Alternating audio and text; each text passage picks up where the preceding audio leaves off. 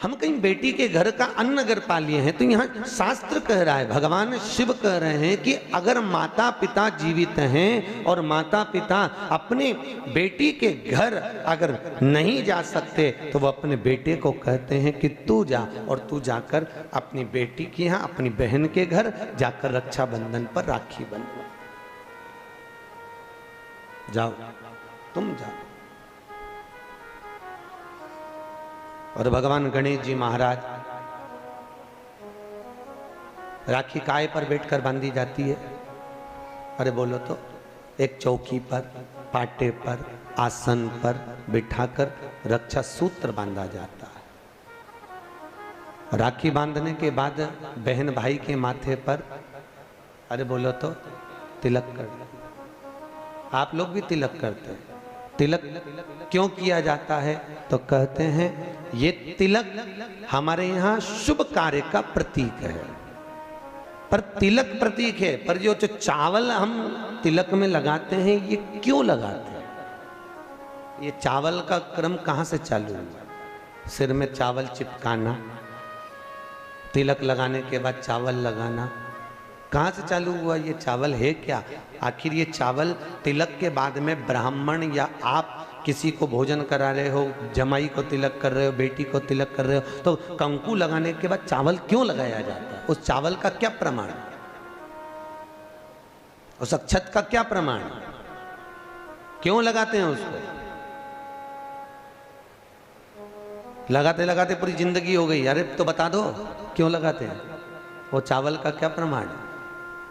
कि कंकु का तिलक तो लगाया, वो हमारे यहाँ शुभ कार्य का प्रतीक है, समृद्धि का प्रतीक है। पर जो अक्षत हम माथे पर किसी के लगाते हैं कंकु लगाने के बाद में, चंदन लगाने के बाद में जो चावल लगाया जाता है, वो चावल का क्रम क्या है? तो शास्त्र कहता है, सुंदर विष्णु पुराण में भगवान वेदव्यास जी ने वर्णन करा, जिसके मस्तक पर तिलक लगाया जाता है वो शुभ कार्य का प्रतीक होता है। और अक्षत इसलिए लगाया जाता है कि इस अक्षत के माध्यम से आपकी जिंदगी में ये शुभ कार्य निरंतर चलता रहे, इसलिए अक्षत उसके माथे पर लगाया जाता है। शुभ कार्य के लिए, निरंतर चलने के लिए, इसको कहते हैं अक्षता। अक्षता का मतलब क्या है? निरंतर चलता रहे, निरंतर बढ़ते रहो।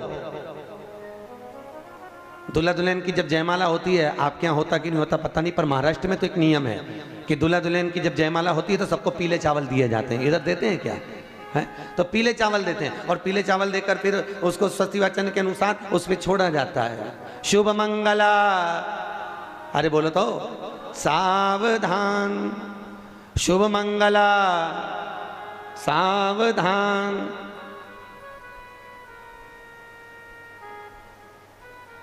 उसके ऊपर छोड़ते हैं कि सावधान।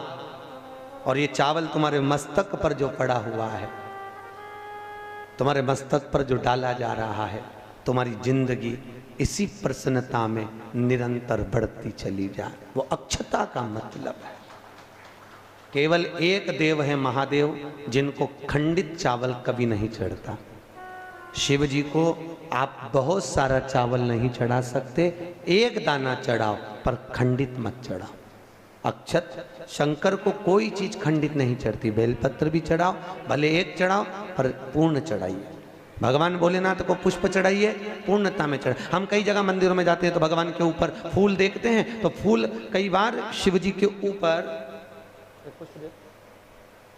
कई बार शिव जी के ऊपर, भगवान के ऊपर, आपके घर के मंदिर में कई बार कई लोग जो पुष्प चढ़ाते हैं, वो पुष्प चढ़ाने का तरीका भी लोगों को नहीं मालूम। जो फूल चढ़ाते हैं वो कई बार देवता के ऊपर रख देते हैं, इस तरह से।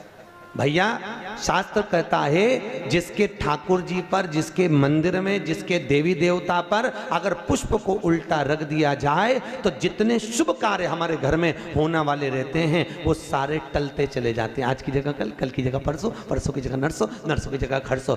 तुम करके देखना, अपने आप शुभ कार्य टलेंगे। इसलिए भगवान के सम्मुख में जो पुष्प चढ़ाया जाता है वो सीधा चढ़ाया जाता है। यहां तक शास्त्र कहता है, अगर भगवान को पुष्प चढ़ा रहे हो तो अगर सीधा और उल्टा नहीं मालूम तो नीचे की जो डांट है उसको तोड़ दीजिए, और पत्ती की पत्ती, पंखड़ी की पंखड़ी भगवान को समर्पित कर दीजिए। वो शिव जी को स्वीकार होगा, वो भगवान को स्वीकार होगा। ये उसी में कहा है, उसी में का सुख है। जैसे पानी में पड़ा हुआ पुष्प। काय में पड़ा हुआ? अरे बोलो जम के, पानी में। कई माताओं की आदत रहती है, हमने कई कई ब्राह्मणों को भी देखा, कई कई लोगों को देखा, क्या करते हैं, कमंडल ले जाते हैं, कमंडल डोलची, कमंडल में पानी रहता है, एक बाल्टी में पानी रहता है, और पेड़ पे से तोड़ तोड़ के उसमें डालते रहते हैं। फूल को तोड़ा, उस बाल्टी में डाल दिया, बाल्टी में पानी है, उस पानी में फूल डल गया। और अगर पानी में फूल डल गया और उस फूल को निकाल कर आपने महादेव को समर्पित करा, देवी देवता को समर्पित करा, ठाकुर जी को समर्पित करा, कृष्ण राम नारायण लक्ष्मी को समर्पित करा, तो जो पानी में पड़ा हुआ फूल निकाल कर अगर हमने देवता को चढ़ाया तो वो निर्माल्य के तुल्य हो गया। काय के तुल्य है? निर्मल। निर्मल जानते हो? भगवान पे चढ़ा हुआ फूल, मतलब उसका कोई परिभाषा नहीं है, तुम कितने ही चढ़ा लो, वो निर्माल्य के तुल्य। अगर पानी में पड़ा हुआ पुष्प निकाल कर पानी के लोटे में से, पानी के कलश में से, पानी की बाल्टी में से उठाकर चढ़ाया है तो वो निर्माल्य हो गया, मतलब चढ़ा चढ़ाया फूल हो गया, उसको भगवान स्वीकार नहीं करते, याद रखिए। उसी तरह जैसे तांबे की प्लेट में रखा हुआ चंदन, तांबे की प्लेट में अगर चंदन रखा है और वो अपन ने लगा दिया तो वो चमड़े के बराबर हो जाता है। इसलिए तांबे की प्लेट का चंदन किसी को नहीं चढ़ाया जाता, किसी देवता को नहीं लगाया जाता, किसी देवता, निर्माल्य।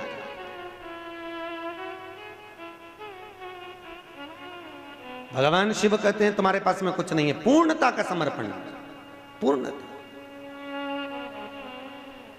पर आज के जमाने में लोग पूर्णता देते कहां हैं? एक बात बताओ, भगवान के मंदिर में नारियल फोड़ा, राम जी के मंदिर में, हनुमान जी के मंदिर में नारियल फोड़ा, और वो नारियल फूटने पर अच्छा निकल गया तो भगवान ने स्वीकार करा कि नहीं करा? अरे बोलो जम के, अच्छे से बोलो, करा? अच्छा ठीक है, आप बोल रहे हो करा, शिव पुराण करे ही नहीं करा।